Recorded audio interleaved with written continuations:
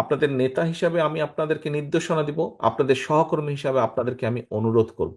দেখুন, আমাদের কিছু কিছু সহকর্মীর মনে 5 তারিখের পরে একটি অদ্ভুত নতুন একটি অনুভূতি এসছে। কি? মনে হচ্ছে যে আমরা বোধহয় সরকার গঠন করে ফেলেছি। প্রিয় সহকর্মীবৃন্দ, আমরা সরকার গঠন করিনি। আমরা এখনো বিরোধী দলই আছে, বিরোধী দলেই আমরা অবস্থান করছি, বা আমরা অন্তত যাই হোক সরকারি দলে আমরা নেই বা সরকারে আমরা নেই। আমাদের সেই সকল যে সকল সহকর্মী এরকম ভুল উপলব্ধি করছেন, তাদের বিভিন্ন আচরণের জন্য বিভিন্নভাবে বিভিন্ন জায়গায় দল ক্ষতিগ্রস্ত হচ্ছে, দলের ইমেজ ক্ষতিগ্রস্ত হচ্ছে। প্রিয় সহকর্মীবৃন্দ, এর ভিতরে চট্টগ্রামেও কিছু কিছু ঘটনা ঘটেছে। আমি কঠোরভাবে আপনাদেরকে আজকে আপনাদের নেতা হিসেবে নির্দেশনা দিতে চাই, আপনাদের সহকর্মী হিসেবে আপনাদের কাছে বিনীত অনুরোধ করে বলতে চাই। দেখুন, আপনারা এখানে প্রত্যেকটি উপস্থিত 859 জন প্রত্যেকটি মানুষ, আপনারা এক একজন বিএনপির প্রতিনিধি। আপনারা এক একজন কিন্তু বিএনপির প্রতিনিধি। আপনার এলাকায়, আপনার যেখানে আপনি থাকেন, যেই যতটুকু জায়গা নিয়ে আপনার পরিচিতি, আপনাকে প্রত্যেকটা মানুষ আপনাকে চেনে বিএনপির একজন কর্মী বা বিএনপির একজন নেতা হিসেবে। হলেন আপনি বিএনপির, হলেন আপনি যুবদল, স্বেচ্ছাসেবক, ছাত্রদল, শ্রমিক দল, তাঁতি দল, যেটাই হন না কেন, এন্ড অফ দ্য ডে আপনাকে মানুষ, আপনার যদি নাম হয়ে থাকে এরশাদুল্লাহ, আপনাকে ও বিএনপির এরশাদুল্লাহ, আচ্ছা, এইভাবে আপনাকে কিন্তু মানুষ চিনে। ও নাজিম, ও বিএনপির নাজিম, আচ্ছা, এইভাবে কিন্তু মানুষ আপনাকে চেনে। অর্থাৎ আপনি পরিচিত বিএনপির প্রতিনিধি হিসাবে।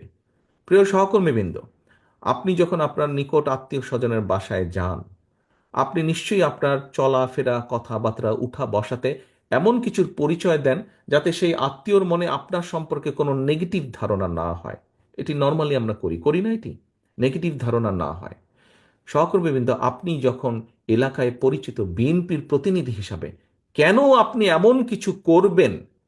আপনার যেই কথা, আপনার যেই বিহেভিয়ার, আপনার যেই কাজের দ্বারা দলের ইমেজ, দল ক্ষতিগ্রস্ত হবে, কেন আপনি এটা করবেন? আপনার এলাকার মানুষ তো আপনারই স্বজন, আপনারই তো আপনজন। দুদিন পরে যখন ভোট হবে ইনশাল্লাহ, সেই ভোটের সময় তো আপনি ধানের শীষের পক্ষে ভোট করতে যাবেন। আপনি কোন মুখে তাদের কাছে ভোট চাইবেন? আজকে যদি এমন কোনো বিতর্কিত কথা বা বিতর্কিত কাজ আপনি করে থাকেন, তখন তো সে আপনাকে উল্টা ইনসাল্ট করবে, যে ওই দিন এই কাজ করেছিল না, কেন এখন আসছে ভোট চাইতে আমার কাছে? এই কথা আপনাকে শুনতে হবে।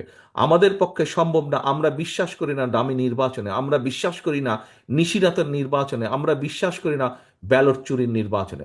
আমরা বিশ্বাস করি জনগণের কাতারে। একজন নোয়াখালীর একজন বোন বলেছেন কিভাবে এই দেশের মা বোনেরা বিএনপিকে ভোট দেয়। আমরা সেইভাবে সেই ভোটে বিশ্বাস করি, যেখানে মানুষ লাইনে দাঁড়িয়ে নিরাপদে, নিরাপত্তার সাথে, স্বচ্ছভাবে, স্বাধীনভাবে, মুক্তভাবে, ভয়হীনভাবে ভোট দিয়ে যাবে। আমরা সেই নীতিতে বিশ্বাস করি, এবং সেটি যদি অর্জন করতে হয়, আপনাদেরকে আজকে কিন্তু অনেক কিছুর পরিবর্তন করতে হবে। উঠা বসা, চলাফেরা, কথাবার্তা আপনাদের পরিবর্তিত করতে হবে আপনাদের নিজেদের। বারে বারে আমি বলছি, জনগণকে সাথে রাখুন, জনগণের সঙ্গে রাখুন। সহকর্মীবৃন্দ, আপনি ক্ষমতায় যাবেন না।